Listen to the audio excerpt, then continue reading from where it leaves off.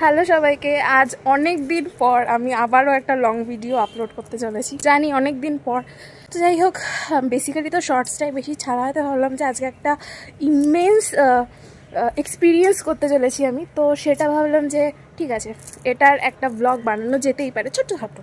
তো তোমরা হয়তো বুঝেই গেছো যে কি নিয়ে। অ্যাকচুয়ালি আজ আমি, আমার হার্টবিট বেড়ে যাচ্ছে বলতে গিয়ে, আজ আমি আমার লাইফের ফার্স্ট ট্যাটু করতে যাচ্ছি।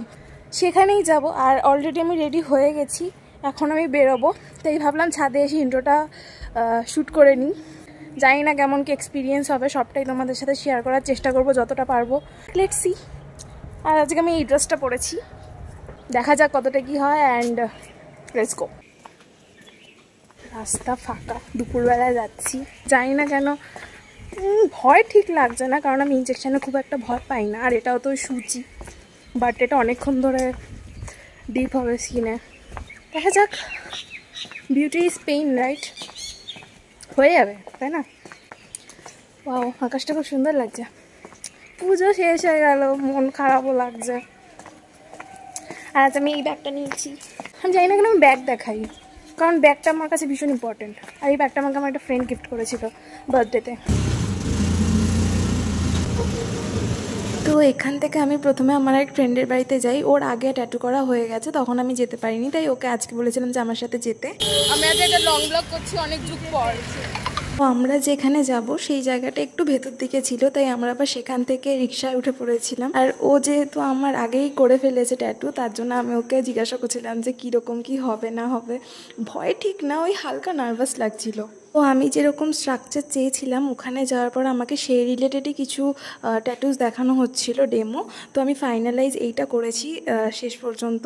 আর আমি তো বারবার করে নিজেকেই সান্ত্বনা দিয়ে যাচ্ছিলাম, কিছু হবে না।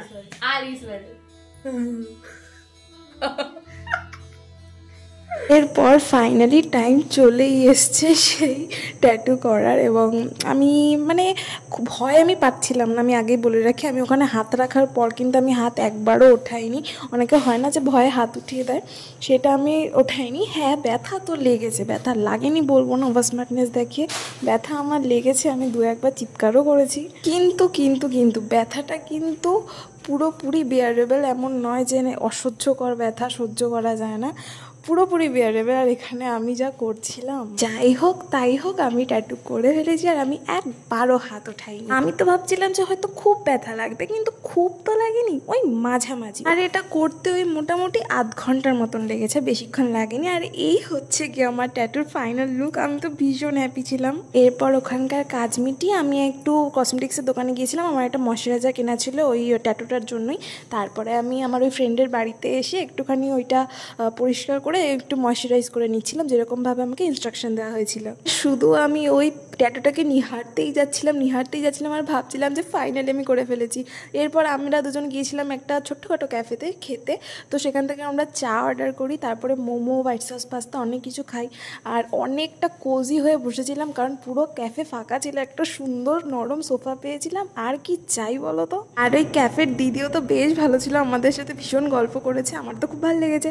সো এভাবেই কাটলো আজকের দিনটা। তোমরা জানিও আমার ট্যাটুটা কেমন হয়েছে। আর আজকের ভিডিওটা যদি ভালো লেগে থাকে তাহলে একটা লাইক করে দিও, আর আমার চ্যানেলটা সাবস্ক্রাইব করে দিও।